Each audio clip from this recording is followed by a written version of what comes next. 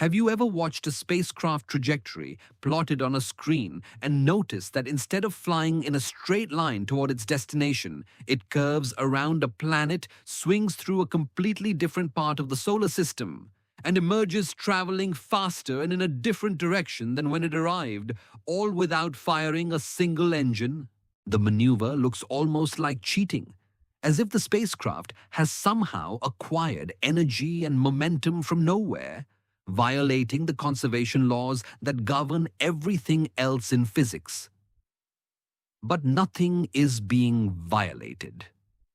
The spacecraft is exploiting one of the most elegant consequences of gravitational dynamics, a consequence that was understood mathematically long before any spacecraft existed to demonstrate it, and that has since become one of the most powerful tools in the arsenal of mission designers who need to send spacecraft to destinations that would be unreachable with direct propulsive trajectories.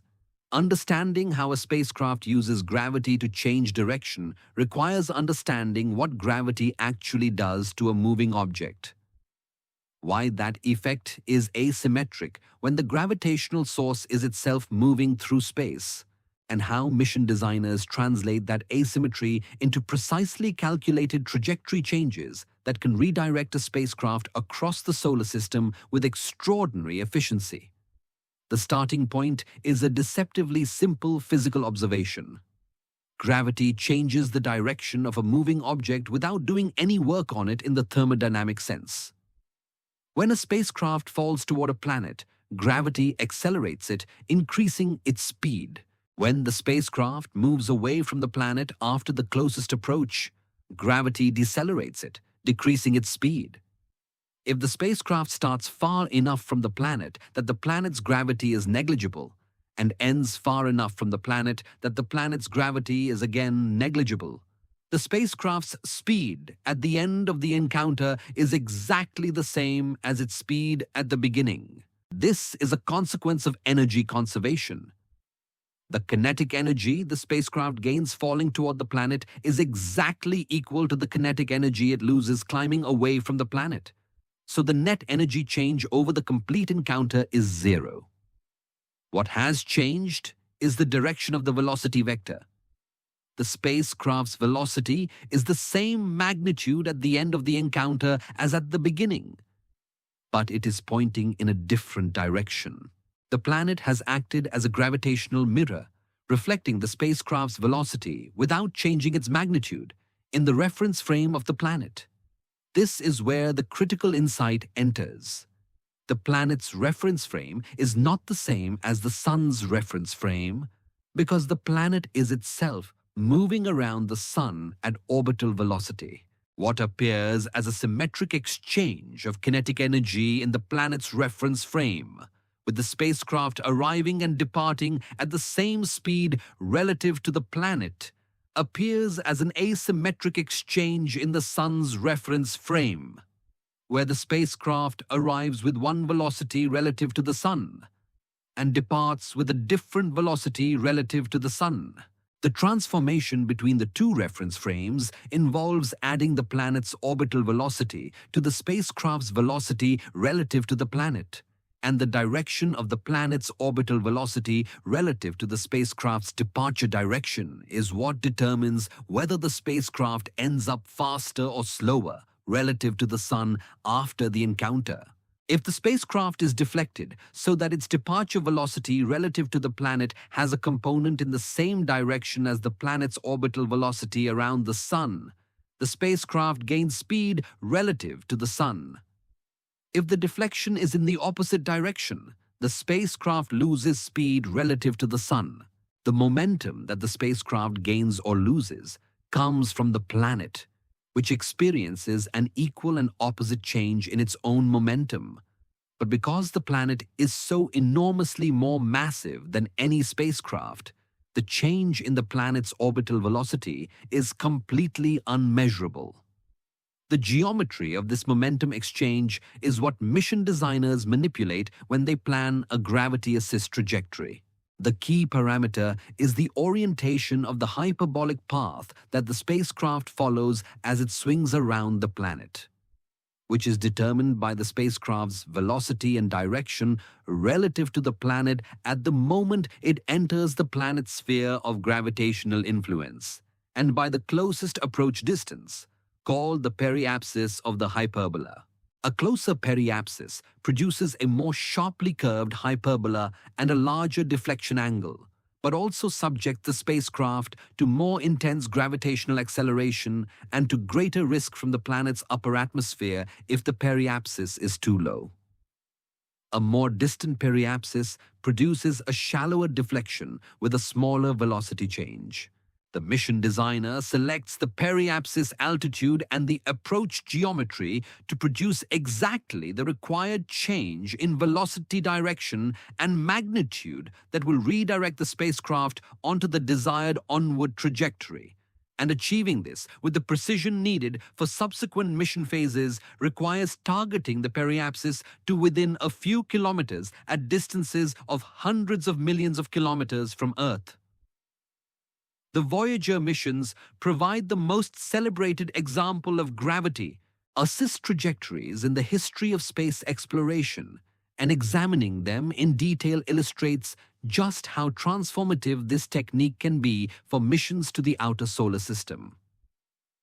When Voyager 1 and Voyager 2 were launched in 1977, they were given trajectories that would carry them to Jupiter. At Jupiter, both spacecraft performed gravity assists that dramatically increased their velocities relative to the Sun, redirecting them onto trajectories that would carry them to Saturn.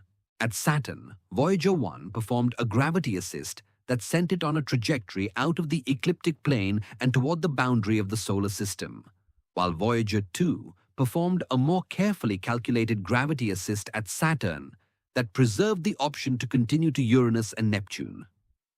At Uranus, Voyager 2 performed another gravity assist that redirected it to Neptune, and at Neptune, it performed a final gravity assist that sent it onto its current trajectory out of the solar system. Without these gravity assists, reaching Neptune with the propulsion systems available in the 1970s would have required a launch vehicle many times more powerful than anything that existed, or a mission duration so long that the spacecraft would have been obsolete before it arrived. The gravity assists effectively multiplied the capability of the Voyager spacecraft by using the orbital kinetic energy of the outer planets as a free source of propulsive energy. The alignment of Jupiter, Saturn, Uranus, and Neptune that made the Voyager Grand Tour possible occurs only once every 176 years, and the 1977 launch window was the only one that would occur within the professional lifetimes of the scientists and engineers who conceived the mission. This alignment dependency illustrates one of the fundamental constraints of gravity assist trajectory design. The geometry has to be right, meaning the planets have to be in the correct relative positions to make the sequence of gravity assists work, and the periods when the geometry is right may be separated by years or decades. For missions that require a single gravity assist, the constraint is simply that the target planet has to be in the right part of its orbit when the spacecraft arrives, which constrains the launch window to specific periods. For missions that require a sequence of gravity assists at multiple planets, the constraint becomes much more severe because the arrival geometry at each planet has to be simultaneously correct. And finding launch windows where all of these geometries align requires extensive numerical computation and often produces launch windows of only a few weeks or days separated by years. The concept of a powered gravity assist, also called a Oberth maneuver when performed at the periapsis of a hyperbolic trajectory, combines the gravitational deflection of a flyby with a propulsive burn at the closest approach point to produce a velocity change that is much larger than either the gravity assist alone or the propulsive burn alone could achieve. The reason for this amplification is the Oberth effect.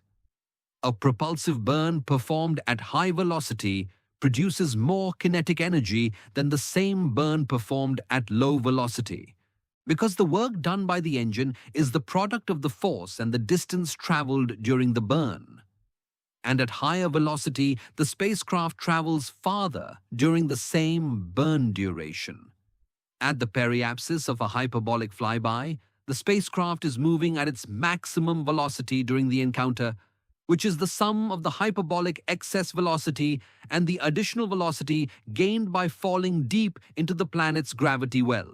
A burn performed at this maximum velocity point produces an energy gain that is significantly larger than a burn of the same duration and thrust performed far from the planet where the spacecraft is moving much more slowly.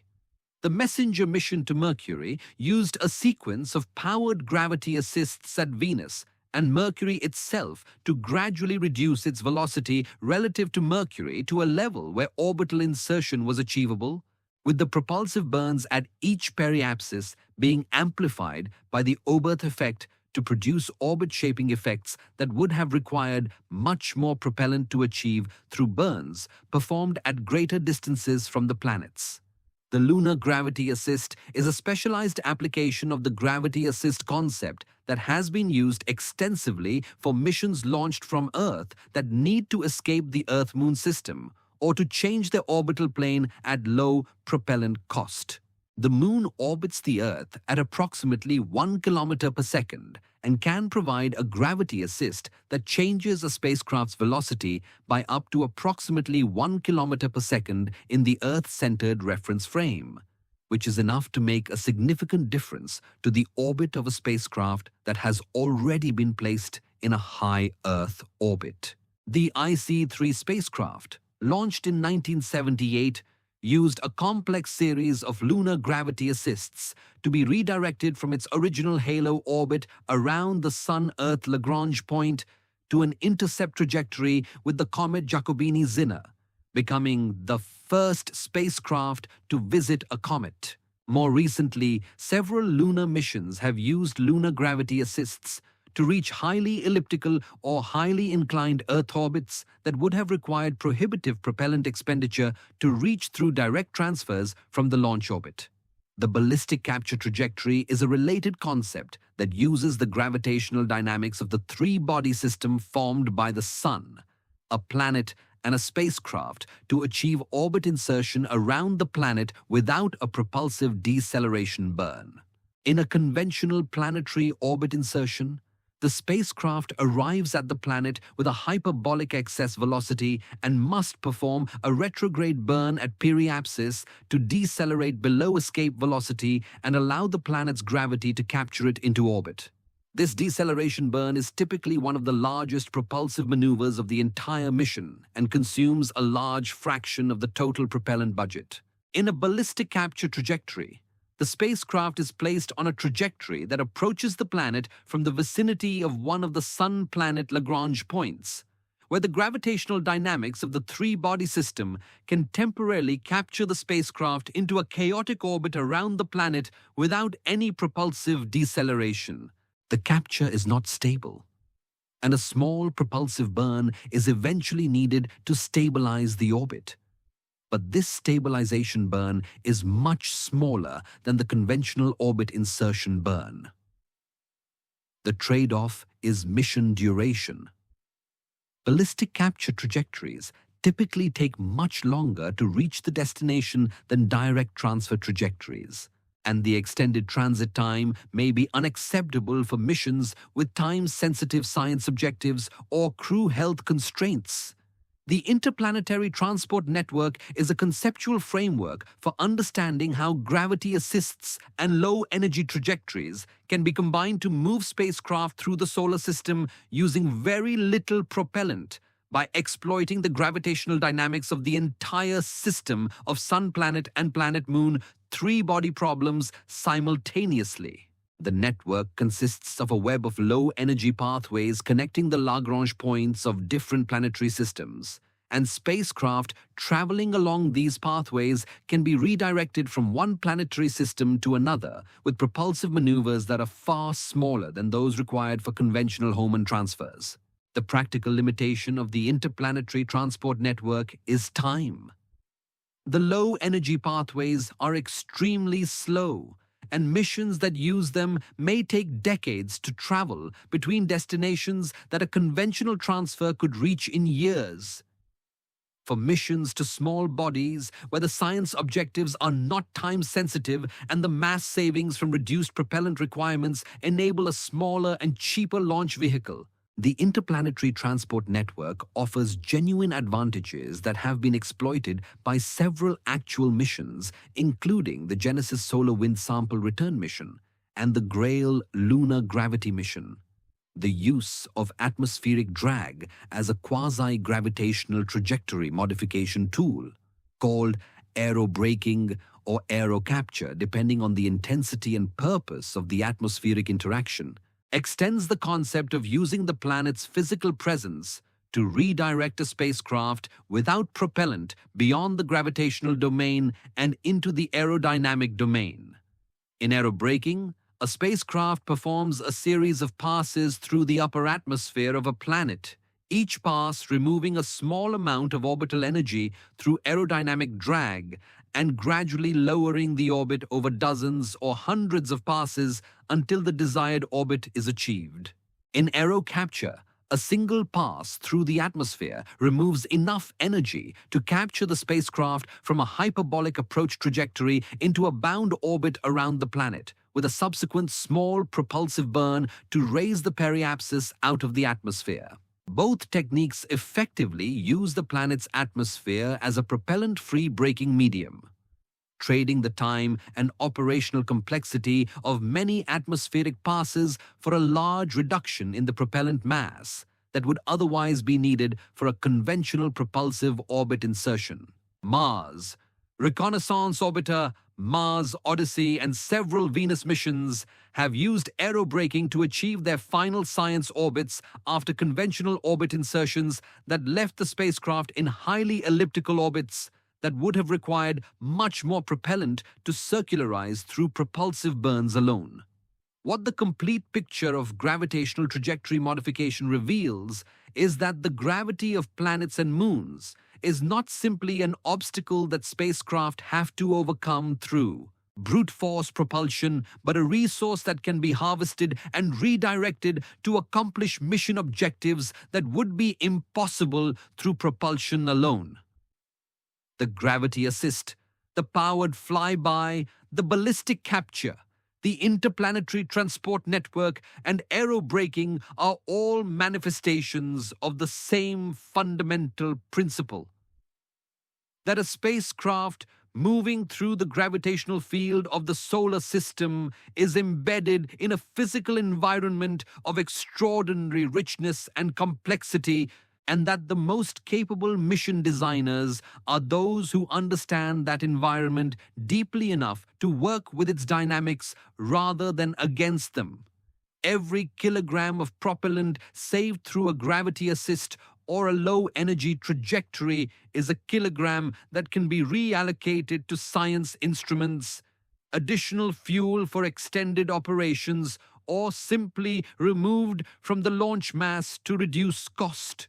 And in the cumulative savings across dozens of missions that have used these techniques over the past half-century, the practical value of understanding how to use gravity to change direction in space is measured not just in scientific achievements, but in the fundamental expansion of what humanity can reach with the spacecraft it can afford to build and launch.